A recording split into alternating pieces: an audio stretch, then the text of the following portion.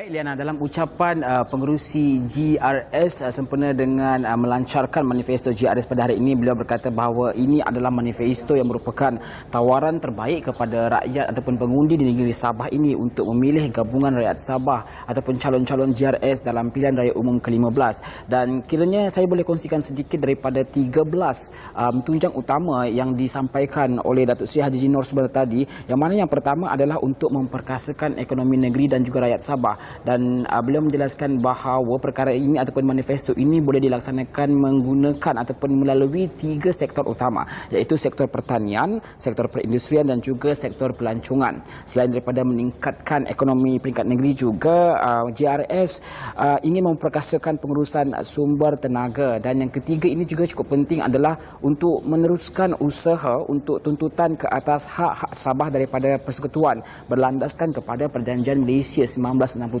ataupun MA63 dan juga Perlembagaan Persekutuan. Selain itu juga, GRS berkata bahawa salah satu manifesto yang cukup penting adalah memastikan bahawa kerajaan persekutuan melaksanakan tanggungjawab untuk mempertingkatkan keselamatan, pendidikan dan kesihatan, selain juga memberikan tumpuan kepada pembangunan wanita, keluarga dan masyarakat.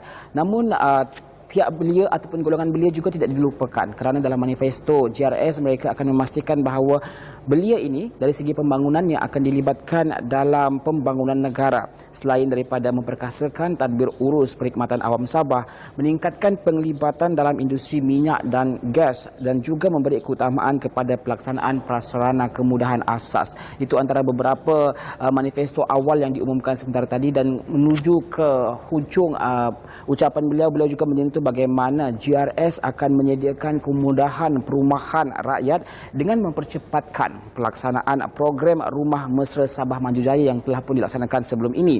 Seterusnya adalah untuk memperbaiki pengurusan tanah, kestabilan politik, perpaduan kaum, keadilan dan kesejahteraan rakyat. Manakala tunjang yang terakhir adalah untuk meneruskan usaha menuntut agar kawasan parlimen di Sabah ini akan ditambah. Baik, setakat ini kita lihat bagaimana GRS memberikan satu manifesto yang saya kira cukup dekat di hati pengundi di negeri Sabah ini, kerana kesemuanya adalah berteraskan kepada apa yang mereka bawakan, yang 4 teras utama yang disebutkan pada awal tadi.